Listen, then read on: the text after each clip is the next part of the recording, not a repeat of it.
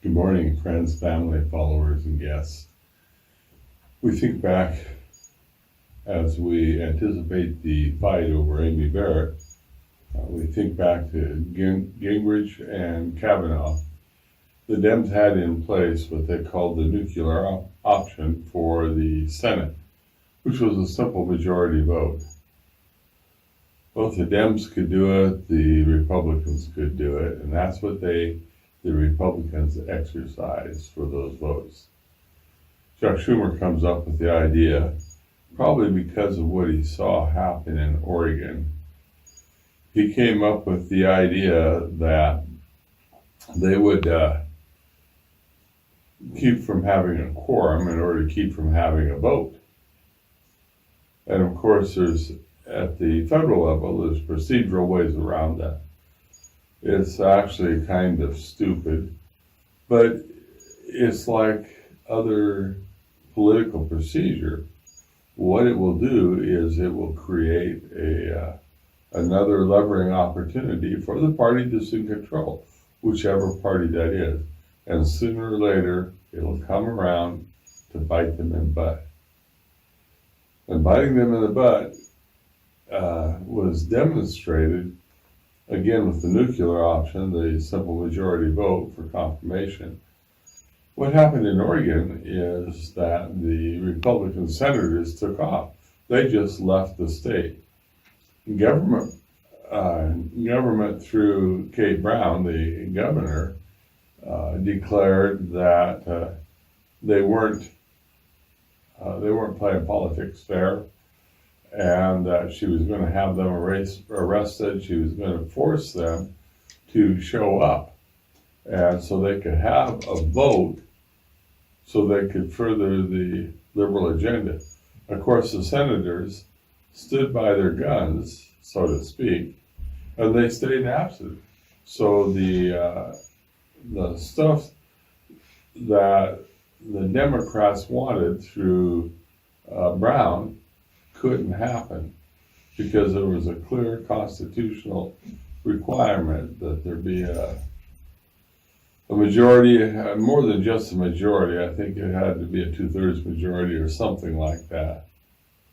So and Oregon did not have the procedure ways around it that the feds had.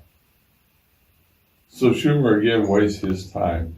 The things that the D's could be working on are things from their platform and their perspective would further their base in the direction that they want government to go. But they refuse to do that. They have for the last 4 years been on an anti-Trump kick. None of us really know how this election will turn out. We don't know. But let's assume for a moment that Trump is the one that's elected. Everything the D's do is going to come back to haunt them through the executive branch, because Trump can be a very vindictive person. Let's say that Trump doesn't win and Biden wins. Well, if Biden wins, it's pretty clear that he's got some problems, possibly in the forerunner stage of dementia or Alzheimer's or something like that. His medical team, of course, says he's in perfect health. But a vote for Biden is a vote for Kamala Harris, or whatever her name is, for president, ultimately. That's what's really going to happen. So the other thing that they're posturing on, that Pelosi's posturing on, is the 25th Amendment to replace the president. And it's possible that what they're really thinking about isn't Trump, but it's once they get Biden and Harris in, then get rid of Biden and have Harris for president. All of those things, 1,000 angels dancing on the head of a pin. There's a lot of possible things. The bottom line and the punchline to the situation and condition it's currently in is that it would be a mistake. There's no real question of that. to try to play the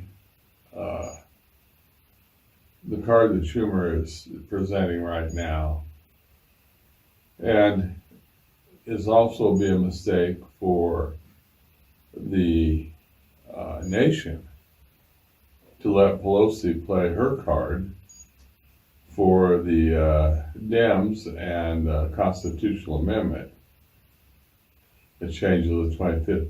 One of the problems they have with that, real problems, is that they need some magic number of states to vote for it. It's not a vote by population. Constitutional amendments are ratifications by state. How in the world are they going to get 25 states or more? I don't know what the number is. Maybe they need a third of the states. I honestly don't know.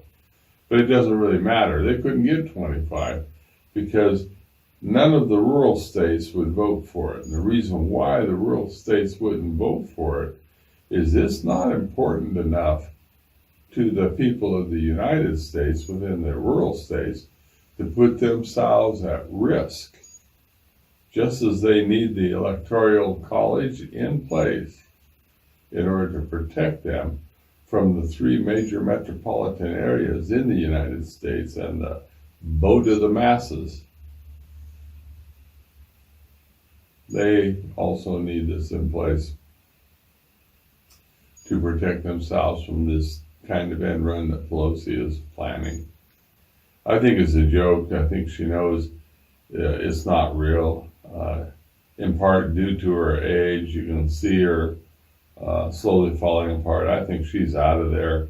Maybe she'll survive the next time she has an election. I don't know. But one of the things that all of us who are older, and I am older, one of the things all of us face is the reality that whatever time we do have in this mortality is not an eternity. And just as Ruth Ginsburg, Bader, or whatever her name is, Bader Ginsburg, just as she faced her mortality, and I had a good friend a few days ago who faced her mortality, I'm facing mine. Pelosi and a bunch of those old farts in the Congress on both sides of the aisle, they too are facing their mortality. Changes will happen. They are coming. So I close the circle by going back to Schumer and his joke. If I were a Democrat, what I would want is I would want my leadership to lead instead of being responsive. And they're not doing that. The idea of stopping Amy Barrett from being a Supreme Court judge is a joke.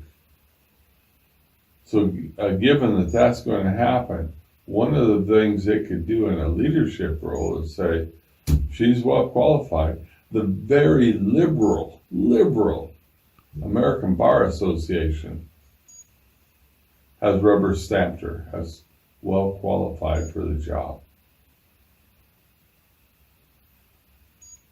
And that gives them credibility where they otherwise wouldn't have it. What the D's need to do is to figure out how to proactively, in a positive way, go the direction they want to go. And in order to do that, they have to gain some credibility. The probability is they have to get rid of the liberal extreme left, one way or another, and then look back toward the agenda of what government can really do for the people from their perspective. But that's all for another day. Frustrated? Here we go, down and dirty, wearing my work shirt, getting ready to start my week, and I'm going to work out on my place with sheetrock and whatnot. You guys all have a great week. We'll watch how this Barrett thing unfolds. It'll be real interesting. And to that end, I, again, Wish you all a great week. Have a great one.